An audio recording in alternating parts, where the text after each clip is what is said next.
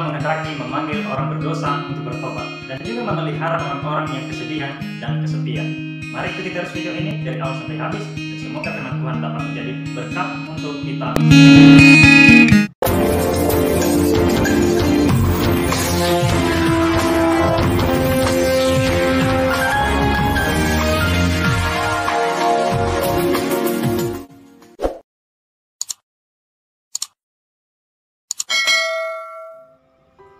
Baik saudara, langsung saja paper exegesis atau penjelasan Alkitab kita pada saat ini yang terambil di dalam kitab Kejadian pasal 16 ayat 13 dan 14. Mari kita buka Alkitab kita baca bersama-sama. Demikian bunyi firman Tuhan. Kemudian Hagar menamakan Tuhan yang telah berfirman kepadanya itu dengan sebutan, Engkaulah El Roi, sebab katanya, bukankah di sini kulihat Dia yang telah melihat aku? Sebab itu sumur tadi disebutkan orang sumur Lahai Roi, letaknya antara Kades dan Karet. Amin.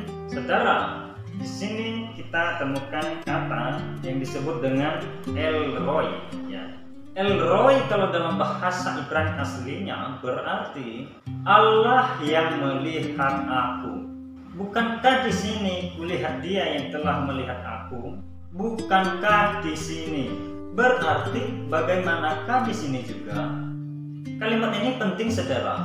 Jika melihat kalimat ini, yang mengagumkan kepada Hagar adalah dalam pelarian di padang gurun pun ia bertemu dengan Allah. Ia mudah membuat persekutuan dengan Allah di bawah pimpinan Abram, yaitu orang yang beriman di dalam keluarganya.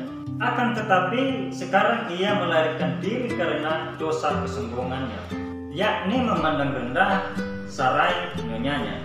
Terlebih lagi pada saat itu di padang gurun yang sepi. Namun demikian ia dapat bertemu dengan Allah. Sungguh suatu hal yang sangat mengagumkan saudara. Allah memang selalu menghendaki memanggil setiap orang berdosa untuk bertobat.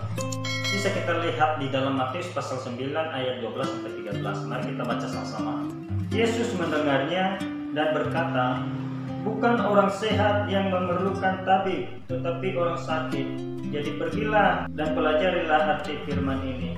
Yang kukehendaki adalah belas kasihan dan bukan persembahan, karena aku datang bukan untuk memanggil orang benar, melainkan orang berdosa. Jadi maksud Yesus Kristus di sini saudara, ya, bukan orang sehat yang memerlukan tabib, tetapi orang sakit.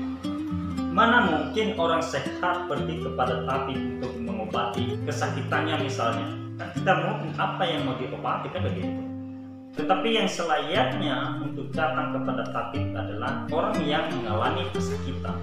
Wajar dia datang kepada tabib karena dia sedang mengalami kesakitan dan dia ingin mau diobati oleh tabib yang sudah biasa menyembuhkan orang sakit. Dan Allah juga memelihara orang-orang yang keadaannya menyedihkan dan kesepian. Anda bisa membacanya di dalam Mazmur pasal 10 ayat 14-18. Saudara, Allah pasti melihat dan mengasihi orang yang menderita karena berdosa. Jangankan melihat orang berdosa, bahkan semua yang ada di muka bumi ini pasti dapat dilihatnya saudara. Di saat Allah melihat kita dimanapun, pada saat itu pun kita tidak menyadari bahwa Allah melihat kita, bahwa Allah sedang memperhatikan kita. Mari kita baca di dalam kitab Mazmur pasal 9 ayat 2-6. Kita baca bersama-sama. Engkau mengetahui kalau aku duduk atau berdiri. Engkau mengerti pikiranku dari jauh.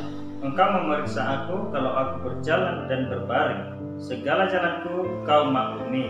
Sebab sebelum lidahku mengeluarkan perkataan, sesungguhnya semuanya telah kau ketahui, ya Tuhan. Dari belakang dan dari depan engkau mengurung aku, dan engkau menaruh tanganmu ke atasku. Terlalu ajaib bagiku pengetahuan itu, terlalu tinggi tidak sanggup aku mencapainya. Amin.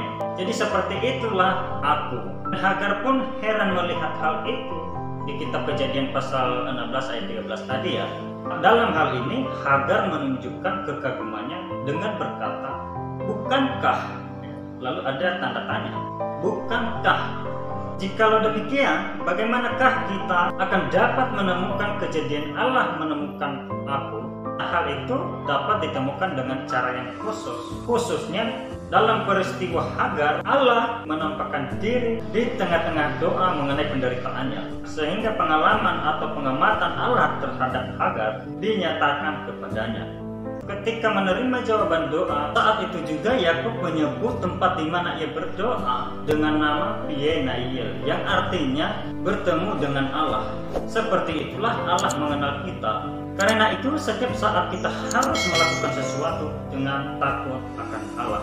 Dan ketika kita takut akan Allah, saudara, bahkan kondisi situasi apapun yang sedang kita alami, Allah pasti akan memelihara kita, mengasihi kita di saat kita sepi, dan tentunya pasti kita akan menerima hal-hal yang terbesar, yaitu berkat-berkat mengenai janjinya terhadap kita dan keturunan kita pada masa-masa yang akan mendatang. Tuhan Yesus memberkati.